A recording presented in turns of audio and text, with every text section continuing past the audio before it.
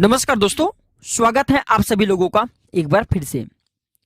माघ पूर्णिमा का महत्व का उल्लेख पौराणिक ग्रंथों में मिलता है। कैसा मिलता है कि दोस्तों माना जाता है कि माघ पूर्णिमा के दिन देवता मनुष्य रूप बदल करके, मनुष्य रूप धारण करके पृथ्वी पर गंगा स्नान करने के लिए प्रयाग में आते हैं। दोस्तों प्रयाग में 1 महीने का कल्पवास होता है। संगम के तट पर कुछ जो लोग होते हैं कुछ काल के लिए निवास करते हैं। और देवी देवता भी ऐसा माना जाता है, बहुत से जो देवी देवता हैं स्वरूप बदल करके प्रयाग में मनुष्य रूप धारण करके आते हैं। तो जो श्रद्धालु माघ पूर्णिमा के दिन अगर जाते हैं प्रयाग में स्नान करते हैं, या फिर जो श्रद्धालु कल्पवास कर रहे हैं अगर इसका समापन करते हैं, या फिर माघ पूर्णिमा के दिन स्नान करते हैं, तो गंगा मैया ऐसे व्यक्तियों के सभी प्रकार के रोग दोष, सभी प्रकार के जो पाप है उसे नष्ट करने का काम करते हैं। इस दिन हो सके तो साधु संत हैं, ब्राह्मण है, सबको आदर पूर्वक गंगा में प्रयाग में स्नान ध्यान करने के बाद भोजन कराइए। फिर आपके आसपास में कोई पवित्र नदी है तो वहां पे स्नान कीजिए, या फिर नहीं स्नान करना चाहते हैं, आपके घर के आसपास में कोई पवित्र नदी नहीं है, तो गंगा की जल नहाने के पानी में कुछ बूंद डाल करके आप स्नान कर सकते हैं। इससे दुख दर्द बीमारी ये सबसे मुक्ति मिलती है। तो माघ पूर्णिमा का प्रारंभ 2023 में 4 फरवरी शनिवार के दिन रात्रि 9:29 में शुरू हो जाएगा, और इसके समापन 5 फरवरी रविवार 11:58 में समाप्त होगा। तो माघ पूर्णिमा के दिन क्या करें? तो माघ पूर्णिमा के दिन पवित्र नदी में, सरोवर में स्नान करने की परंपरा है। गंगा नदी में स्नान करने की परंपरा है। इससे जन्मों के पाप नष्ट होते हैं। जो व्यक्ति अगर इस दिन अपने पितरों के निमित्त हेतु स्नान करते हैं तो ऐसे व्यक्ति के पितरों को भगवान नारायण की कृपा प्राप्त होते हैं, स्वर्ग की प्राप्ति होती है। इस दिन भगवान विष्णु, माता लक्ष्मी की पूजा करने का खास दिन होता है। पूर्णिमा पर माता लक्ष्मी, भगवान विष्णु जी ये दोनों पृथ्वी लोक पर भ्रमण करने के लिए आती हैं, तो इनकी पूजा करते हैं। तो ये अपने भक्तों पर ज्यादा से ज्यादा कृपा बरसाती है। जागृत अवस्था में होते हैं इस समय, तो जीवन के सभी जो दुख होते हैं इसका निवारण होता है। इस दिन पूजा घर में घी का अखंड दीपक जरूर जलाना चाहिए। जो दीपक है इसे सौभाग्य का प्रतीक माना जाता है, इसे ऊर्जा का प्रतीक माना जाता है। देवी देवताओं की इसे ऊर्जा कहे गए हैं। तो दोस्तों अगर कोई भी व्यक्ति, वैसे भी मैं कल के वीडियो में बताया था कि अगर कोई भी व्यक्ति अगर ये संकल्प ले लिया जाए, जैसे कि मैं ये संकल्प लेता हूं कि मेरे घर में धन की समस्या दूर हो तो मैं अखंड दीपक जलाऊंगा, या फिर मैं ये संकल्प लेता हूं कि मेरे घर में रोग हैं इसके निवारण हेतु अखंड दीपक जलाऊंगा, इस प्रकार के संकल्प लेकर के अगर कोई भी व्यक्ति पूर्णिमा के दिन, माघ पूर्णिमा के दिन दीपक जलाते हैं, अखंड दीपक जलाते हैं, तो बिल्कुल ही 100% उनकी मनोकामना पूर्ण होती, इसमें संदेह नहीं है।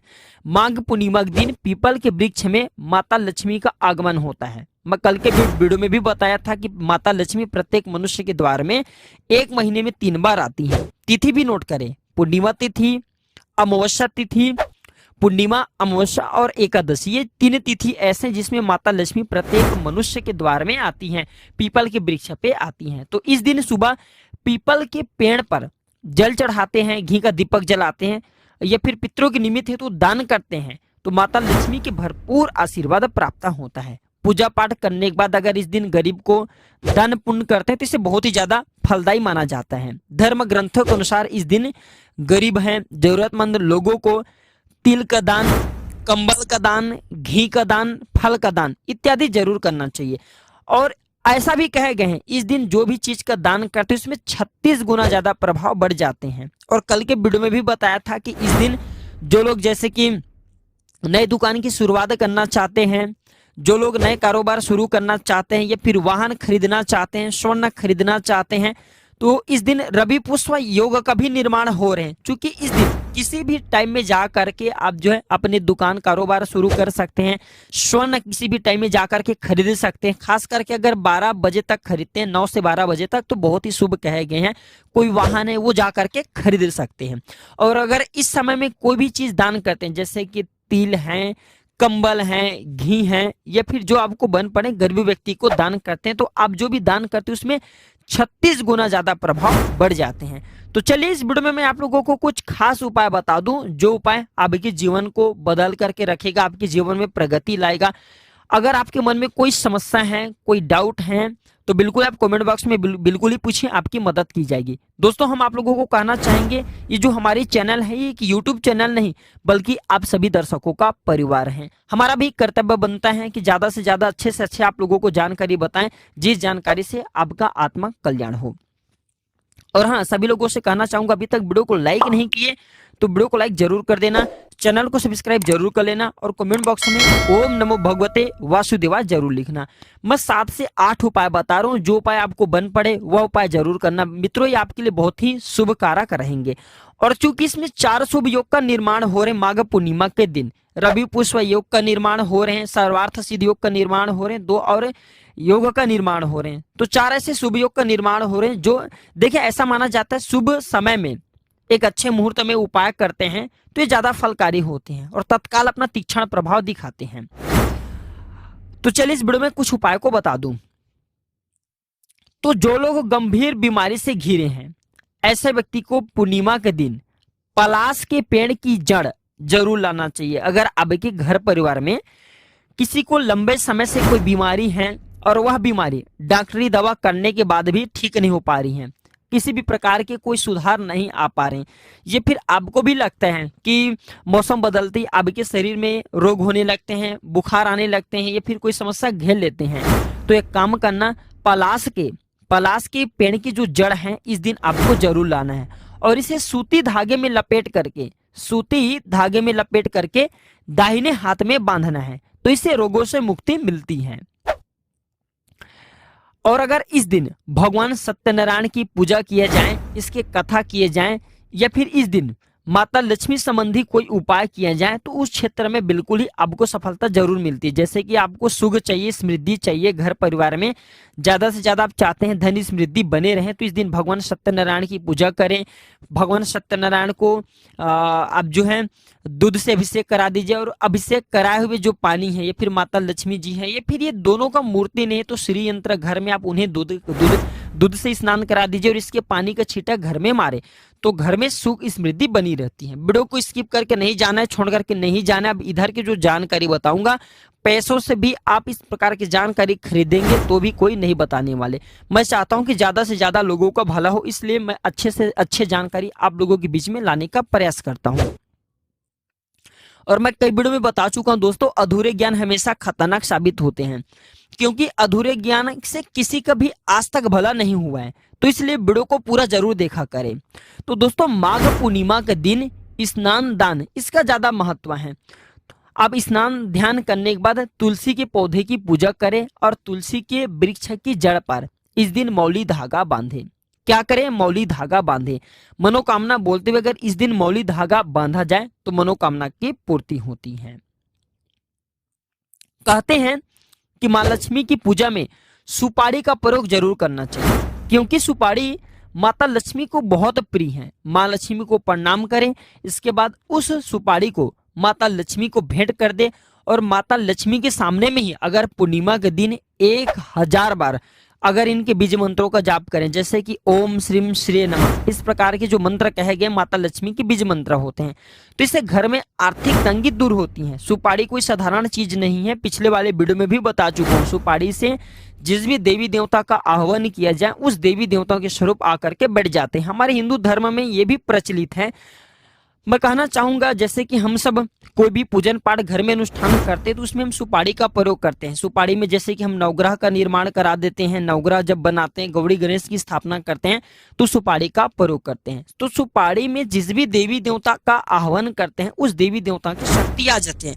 तो माता लक्ष्मी की आह्वान कीजिए, माता लक्ष्मी की बीज मंत्रों का जाप कीजिए तो सुपारी में आ जाएंगे। फिर उस सुपारी को अपने पार्श्व में रखिए, हमेशा आप जो है आर्थिक तंगी से बचे रहेंगे। ज्यादा से ज्यादा आपको धन में लाभ होगा, जितने भी भौतिक सुख हैं यह आपको प्राप्त होगा। माघ पूर्णिमा के दिन गरीब हैं, जरूरतमंद हैं, ऐसे लोगों को इस दिन जो है घी का दान करते हैं। घी का दान अर्थात नारायण के कृपा पा जाना। तो घी का दान करते हैं तो भगवान नारायण आपके ऊपर में अपना बहुत आशीर्वाद बरसाते हैं, सकारात्मक ऊर्जा का आपके जीवन में संचार होता है। और इस दिन अगर कनक धारा स्त्रोत है, कनक धारा स्त्रोत है, श्री सूक्त का है स्त्रोत है, श्री सूक्त का पाठ करते हैं, कनक धारा स्त्रोत का पाठ करते हैं तो धन संबंधी जितने भी संकट होती हैं सारी संकट दूर होते हैं। कल के वीडियो में भी बताया था कि माता लक्ष्मी पूर्णिमा के दिन प्रत्येक मनुष्य के द्वार में आती हैं और रात्रि 9 बजे के बाद 9 बजे से लेकर के 3 बजे के बीच में प्रवेश करती है। मध्य रात्रि में माता लक्ष्मी प्रत्येक मनुष्य के द्वार में आती हैं। जिस मनुष्य के द्वार के पट खुले रहें ऐसे मनुष्य के द्वार में बिना पूछे ही प्रवेश कर जाते हैं। और जिस घर में अगर श्री सूक्त का रात में पाठ हो रहे हैं, कनक धारा स्तोत्र का अगर इस दिन आप पाठ कर रहे हैं जैसे कि माघ पूर्णिमा के दिन, तो ना चाहते हुए भी लक्ष्मी को आना पड़ जाते हैं, आपके घर में स्थिर रूप से ठहरना पड़ जाता है। तो ज्यादा से ज्यादा कोशिश करें इस दिन श्री सूक्त का पाठ करें, लक्ष्मी स्तोत्र का पाठ करें। माता लक्ष्मी के निमित्त हेतु इस दिन गुलाब का इत्र अपने घर में ज्यादा से ज्यादा छिड़के।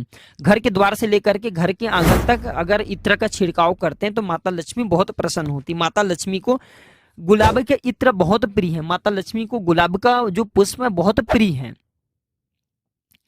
इसके बाद दोस्तों इस दिन हो सके तो ज्यादा से ज्यादा रात्रि कालीन में माता लक्ष्मी की बीज मंत्रों का जाप करना। बीज मंत्र कौन सा, जैसे कि ओम श्रीम श्रीये नमः या फिर श्रीम, जो श्रीम है ये माता लक्ष्मी जी के बीज मंत्र है। तो ओम श्रीम श्रीये नमः इस बीज मंत्र का जाप करें, एक घी का दीपक जलाएं और आप अपने घर के प्रवेश द्वार पर इस दिन पट को बंद मत रखना, क्योंकि माता लक्ष्मी प्रत्येक मनुष्य के द्वार में आती हैं।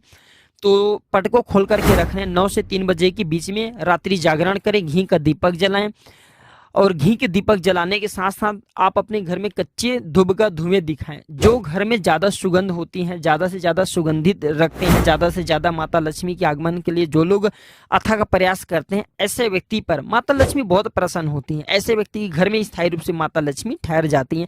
आज के डेट में देखा जाए तो ज्यादा से ज्यादा लोगों को लक्ष्मी चाहिए, धन चाहिए, क्योंकि धन है तो धर्म है। धन के अभाव में कोई भी आप जो है चाहे धार्मिक कार्य हो चाहे कोई अच्छे कार्य हो, ये सब इनके अभाव में आप नहीं कर पाएंगे।